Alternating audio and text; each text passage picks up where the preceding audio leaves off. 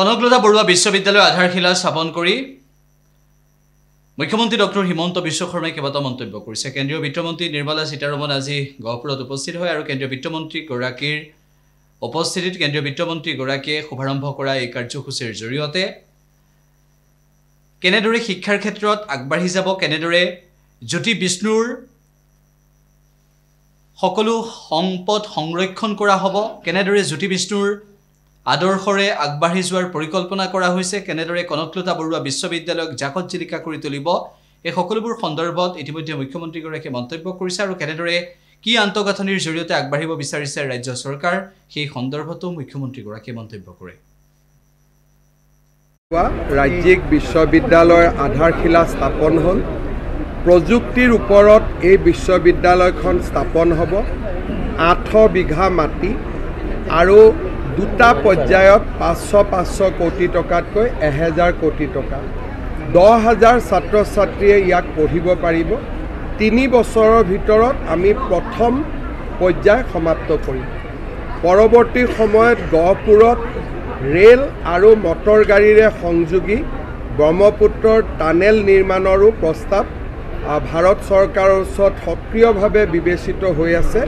মই বিশ্বাস কৰোঁ যে খুব সোনকালে তাৰো এটা সুন্দৰ ফলাফল আমি পাম।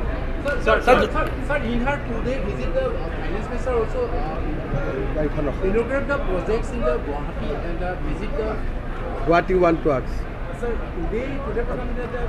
I mean, you have seen that yesterday she visited semiconductor industry, riverfront inauguration, terminal, today Kanaklata Borua University.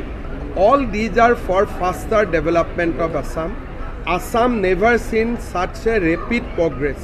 So this is the golden era for the state of Assam. Thank you, sir. ৰাজ্যিক বিশ্ববিদ্যালয়ৰ আধাৰশিলা স্থাপন হ'ল। প্ৰযুক্তিৰ ওপৰত এই বিশ্ববিদ্যালয়খন স্থাপন হ'ব। 8 বিঘা মাটি আৰু দুটা পৰ্যায়ত 500 কোটি টকাতকৈ 1000 কোটি টকা। 10,000 ছাত্ৰ ছাত্ৰীয়ে ইয়াক পঢ়িব পাৰিব। 3 বছৰৰ ভিতৰত আমি প্ৰথম পৰ্যায় সমাপ্ত কৰিম। পৰৱৰ্তী সময়ত গহপুৰত ৰেল আৰু মটৰ গাড়ীৰে সংযোগী ব্ৰহ্মপুত্ৰৰ টানেল নিৰ্মাণৰো প্ৰস্তাৱ ভাৰত চৰকাৰৰ ওচৰত সক্ৰিয়ভাৱে বিবেচিত হৈ আছে।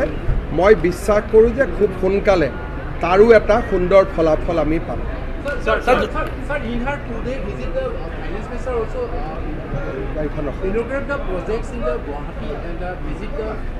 What you want to ask? I mean, you have seen that yesterday she visited semiconductor industry, riverfront inauguration, terminal, today Kanaklata Borua University. All these are for faster development of Assam. Assam never seen such a rapid progress. So this is the golden era for the state of Assam. Thank you, sir.